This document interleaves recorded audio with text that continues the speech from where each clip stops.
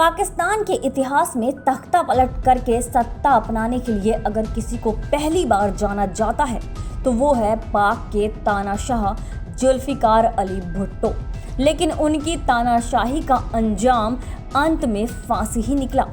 पाक की सत्ता पर जबरन अपना अधिकार करने वाले पाक के 9वें प्रधानमंत्री जुल्फिकार अली भुट्टो को भी ये पता नहीं था कि जिस तानाशाही को अपनाकर वो पाक पर शासन करने का सपना देख रहे हैं, वही तानाशाही उन्हें फांसी के फंदे पर लटका देगी, और वो भी एक गलत इल्जाम में।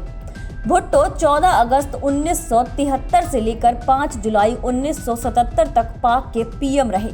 इस बीच भुट्टो की नीतियों के कारण पाक की जनता भुट्टो के खिलाफ सड़कों पर उतर आई, जिसमें पाकिस्तान नेशनल अलायंस का भी बड़ा हाथ रहा। पाक में उस दौरान हुए चुनाव में भुट्टो की पार्टी पीपीपी को 155 सीटें मिली और पीएनए को मिले केवल 36, जबकि उसमें 9 पार्टियों का गठबंधन था। भुट्टो पर आरोप लगा कि चुनाव में उन्होंने धांधली करके जीत हासिल की है। भुट्टो के खिलाफ लगातार विरोध प्रदर्शन हो रहे थे।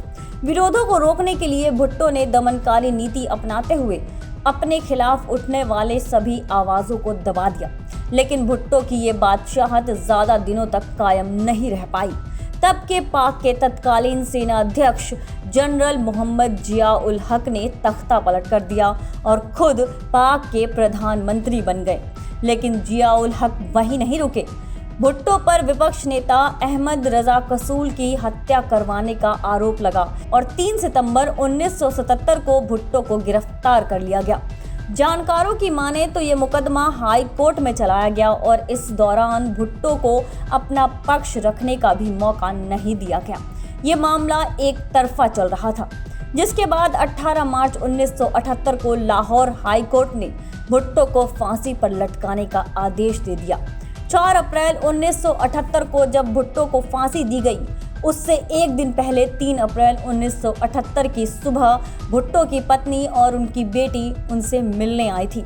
तब भी उन्हें फांसी को लेकर कोई जानकारी नहीं दी गई थी, जबकि कानून के मुताबिक कम से कम 24 घंटे पहले जानकारी देने के लिए कहा जाता है। भुट्टो को शाम को 6:05 पर बताया गया कि कल उन्हें फांसी पर चढ़ा दिया जाएगा।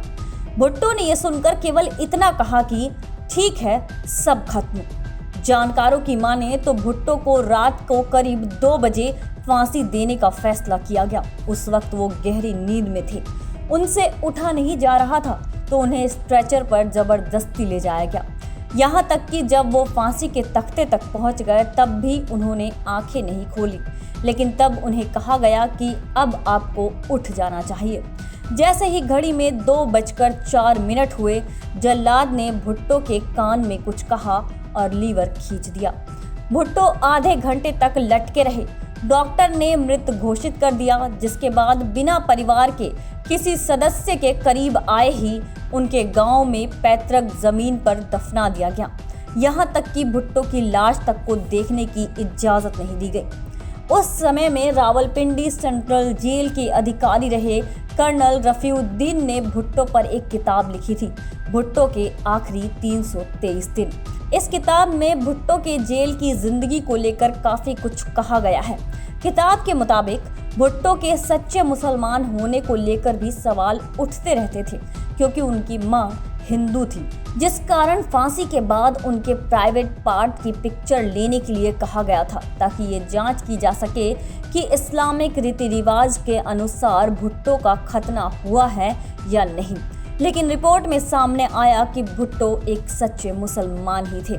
भुट्टो को इस तरह से रातों रात फांसी दिए जाने को लेकर आज भी सवाल उठाए जाते हैं कि क्यों 24 घंटे का भी इंतजार नहीं किया गया फांसी देने के लिए, और फांसी की सजा देने से पहले परिवार को जानकारी क्यों नहीं दी गई।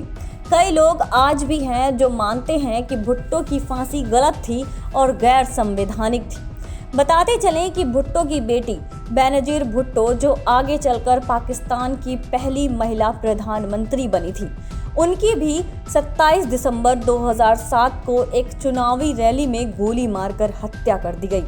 भुट्टो की मौत आज भी पाकिस्तान के इतिहास में एक काला पन्ना है, जिसका स्याह सच कभी धुल नहीं सकता।